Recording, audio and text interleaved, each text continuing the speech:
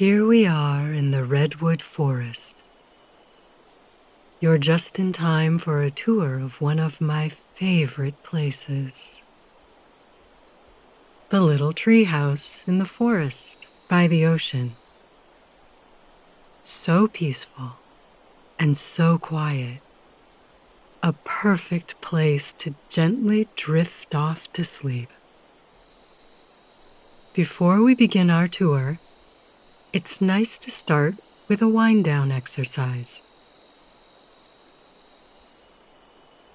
Tonight's wind-down is an exercise we call noting. It helps to soothe the mind, and once you've learned it, you can even use it if you wake up in the night. We're going to be counting our breaths, and then just gently noting thoughts and feelings as they arise. We're not trying to change them. We're simply labeling them, thinking as thinking, feeling as feeling. It may sound incredibly simple, but it can help to create distance between ourselves and the thought, ourselves and the feeling, so we don't get so involved in it. That, in turn, creates a more restful state of mind. In other words, the perfect state of mind for gentle, restful sleep. So to begin with, just take a moment or two to get comfortable. Make sure you're nice and cool. Just starting with some nice, big, deep breaths, breathing in through the nose and out through the mouth.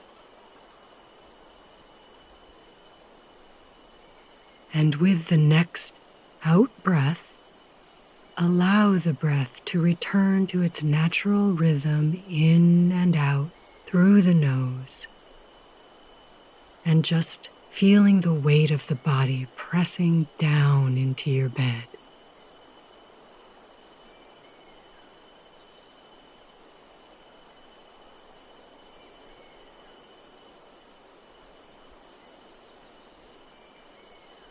And in your own time, starting to count the breaths as they pass. 1 with the rise, 2 with the fall, just up to a count of 10. When you get to 10, you can stop and start again at 1. And remember, anytime you get distracted, the moment you realize you're distracted by thought, simply note it thinking and return to the breath. Or, if a feeling arises, feeling and return to the breath. That noting is very gentle, not harsh at all. Think of it like a feather just gently touching the surface of a crystal glass. I'm going to give you a few moments just to keep counting the breath and noting any thoughts and feelings that arise.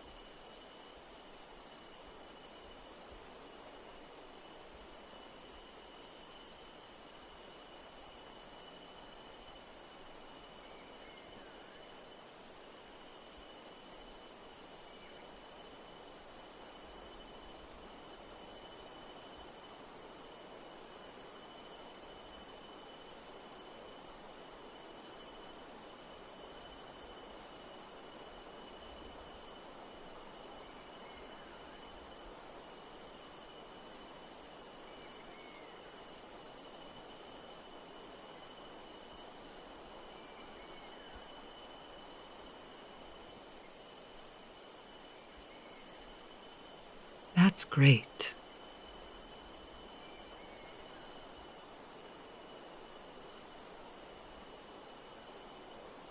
Look out of any window in the treehouse and look above, lifting your gaze to the tops of the redwoods and beyond. Cumulonimbus clouds drift over the forest. Cumulonimbus is a big word, but doesn't it feel perfect to describe clouds so big and fluffy? The sun spills over the edges of these clouds. It seems as if the clouds are embroidered with golden thread. Some of the light leaps over the clouds, falling onto the forest in rays like the sun has unrolled great spools of yellow silk. This redwood forest is large and old. The green spires of trees tower over you, and they wobble in the breeze. It's hard to believe that the massive redwood trunks grow and taper off into branches no bigger than a finger. But here they are anyway. Some of the trees are so tall that there are whole neighborhoods of plants and animals in the upper canopies, supported by the dense redwood branches. That's why you can see the curling fronds of fern plants waving down at you. The ferns are brighter than the shadowed redwood leaves. With green all around you, the stream of monarch butterflies really stands out. They fly through the open spaces of the forest, happy to be in a warm place for the summer. Their wings are vibrant orange, with black lines crisscrossing the color like a stained glass window.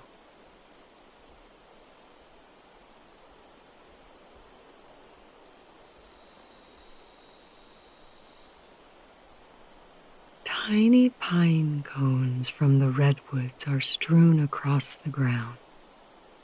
It's hard to believe that these tiny, prickly things, no bigger than a ping pong ball, can grow into massive trees all around you. Some of these redwoods are hundreds of feet tall, yet you can hold their pine cones in the palm of your hand. Imagine all the patience that those pine cones must hold. Green leaves from the redwoods cushion the earth around the treehouse. It's soft to walk on, even with bare feet. You can hear the crunch, crunch of twigs underneath your steps. Imagine that floor of the forest is a lush, intricate carpet. Every leaf and branch that falls from the trees is another stitch.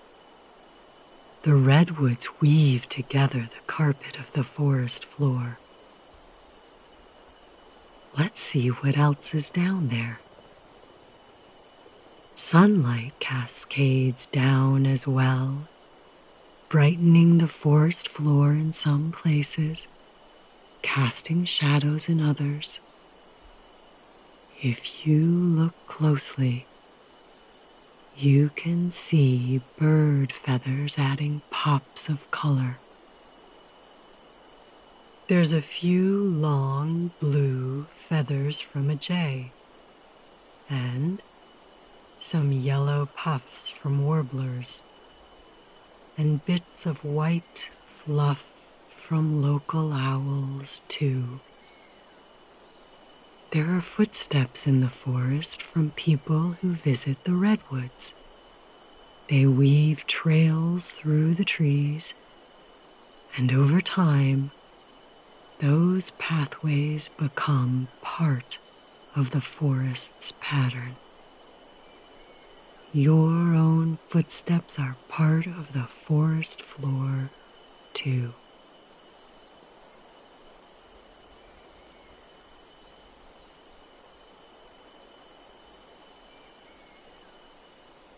An old, strong redwood carries the treehouse as gently as you would carry a precious marble. If the trunk of the redwood were a round kitchen table, then 15 people would be able to sit around it comfortably and probably have a splendid feast. But this tree still grows, adding another layer of red-brown bark every year. If you touch the wood, your hands will come away covered in the same reddish dust and maybe a bit of sticky amber sap as well. The bark of the tree is ridged like the edges of a coin. Around the lower levels, the branches are quite thick. After all, those branches support the treehouse. It would even be easy to climb the redwood to a certain height, simple as climbing a ladder. However, the branches are thin the closer that you get to the top of the tree. Those branches are best saved for bugs and birds. This is an evergreen tree. That means that the redwood stays green year-round in each season. Today is no different. The leaves along the many branches are lively and green. They spread from the tree in clumps of flat needles. Whether in the tree house or perched up in the branches, the smell of the redwood folds over you in earthy wave. Imagine this. As much as you can see of the redwood tree, it's only half the story. Its roots stretch far below the rich soil of the forest.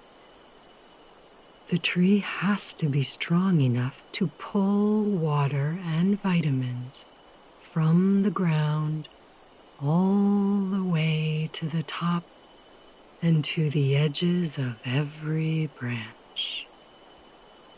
Knowing that the redwood has to work that hard just to stand still, holding the treehouse must be quite easy.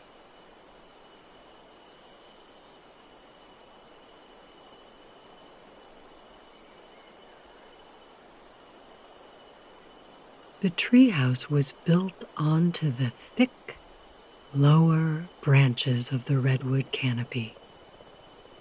It's a rectangular treehouse, painted turquoise to stand out in the forest. The silver shingles of the slanted roof add a nice touch. From the outside, the treehouse looks like a present wrapped in blue paper with a shimmering bow on top. The redwood that holds the treehouse is the redwood closest to the grassy field on the edge of the forest. A wooden ladder leads up from the grass to the door. The ladder has 10 rungs, evenly spaced.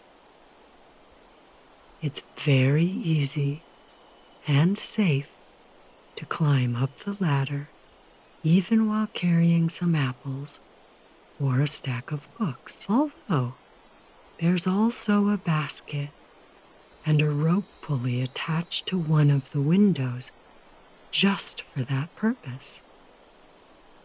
You can put your things in the basket on the ground and then pull the rope once you're inside the treehouse to bring the basket up to you. There are 2 windows on the left and right sides of this little room. Wind chimes hang above the treehouse door as well. These skinny metal tubes twinkle against each other as the breeze moves them. It's impossible to predict how the sweet, bell-like sounds will change, and that is part of their beauty. Aside from the ladder and the basket pulley, the tree house really looks like a normal small cottage. You can imagine that the tree house has simply blown into the redwood like a dandelion seed floating in the air.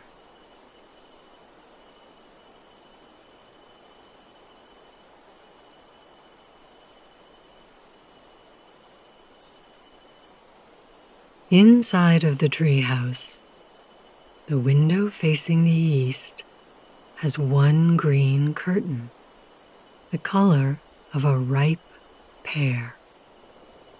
The curtain is big enough to cover the whole window, but right now it is tied to one side with a pink ribbon. From the eastern window, the field and the forest seem to stretch on and on. Tall, ancient redwoods on one side and new, short grass on the other. In the grass, beneath the treehouse, there are patches of clover and daisies. The daisies grow many tiny white petals around a center of yellow pollen. Altogether, the flower is no bigger than your thumbnail. Meanwhile, the clover have round little leaves bunched around a thin stalk. The leaves are emerald with a fuzzy splatter of light green in the middle of each leaf. There's usually only 3 leaves on each clover plant, but it's common to find 4-leaf clovers in the patches of grass around the treehouse. You could spend all afternoon looking for these lucky clovers if you wish, carefully counting leaves.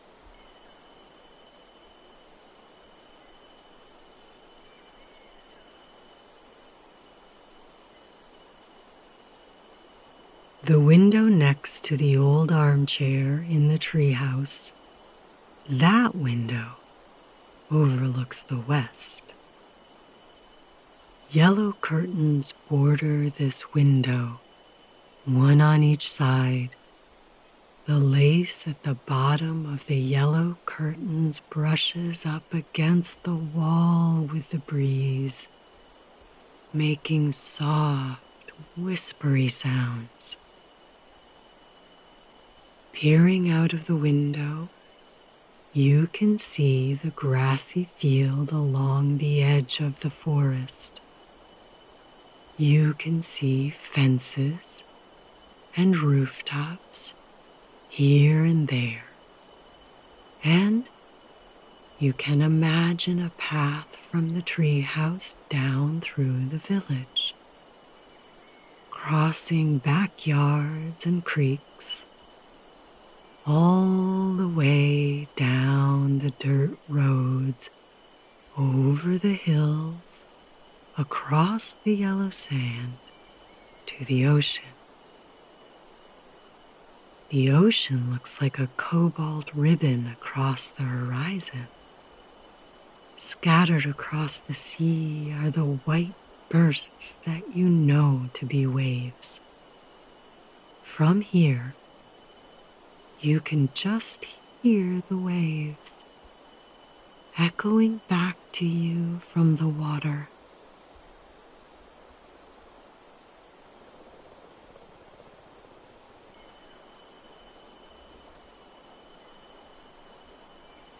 Although it is surrounded by this vast forest, the inside of the treehouse is surprisingly free of leaves and dust.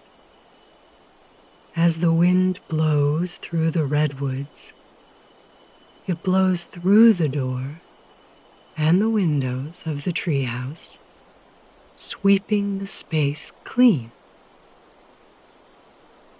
The walls are painted white. They reflect the light differently throughout the day. Now, in the late summer afternoon, as the sun begins to dip into the western sky, the room fills with a golden glow. The window facing the west has yellow curtains, while the window towards the east has green curtains. On the floor of the room lies the fuzzy lilac rug. There are pillows scattered around the treehouse, a round baby blue cushion, a square orange pad, a long beige pillow with feathers sticking out. It is a wonderful place to read a book, or nap, or even just breathe and look out at the trees. An old stuffed armchair of faded red velvet sits in one corner of the treehouse, if you'd like another place to sit. In the other corner, there's a low bookshelf of polished brown wood. It's mostly filled with books, of course, and their colorful spines add to the rainbow of the room. But there are treasures on the top shelf. A huge pine cone standing upright, a garland of dried daisies, a small brass telescope, as well as an old jam jar. The jam has long been eaten, the glass cleaned and dried, and now the jar brims with coins. Coins brought back to the treehouse from faraway cities and other adventures. Little circles of bronze or silver, a few that look almost like gold.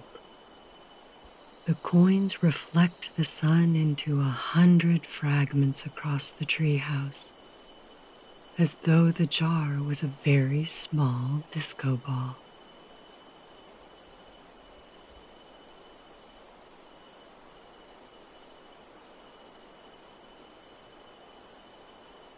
As cozy as the treehouse is, the local birds prefer to perch on the branches outside.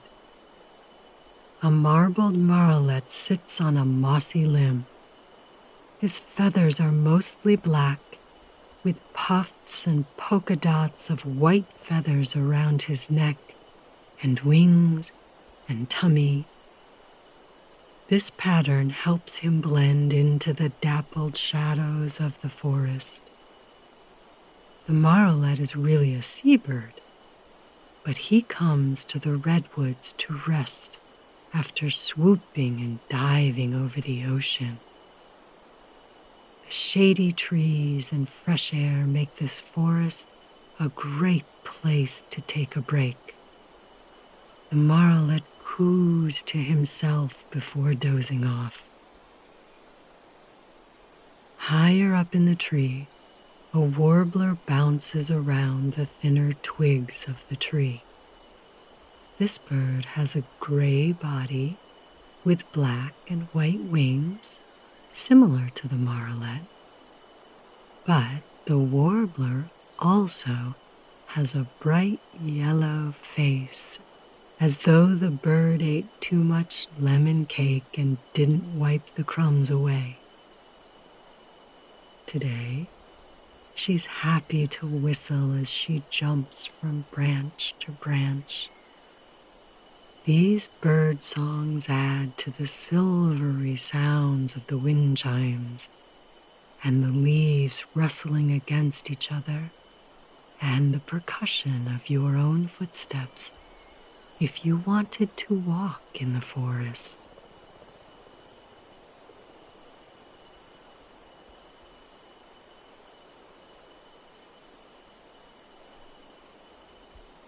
The branches of the redwood are so sturdy that they can support a few extra things along with the treehouse.